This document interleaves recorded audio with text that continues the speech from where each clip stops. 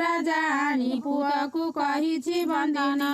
राजा रानी का मन दुख कार मने नाही सुख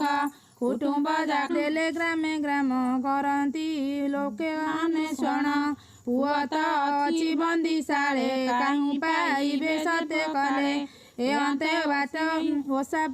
इति माने एक मनरे शुण कने मौना भावे शुण हुला हुली जे सीता शुणी तोते कहिले पुत्र गणे हेमंत कही काहे हेमंत काहाकु बाऊ तो परा पुत्र थाउ थाउ हेमंत भजन सारिण मनरे बांचिले जे जम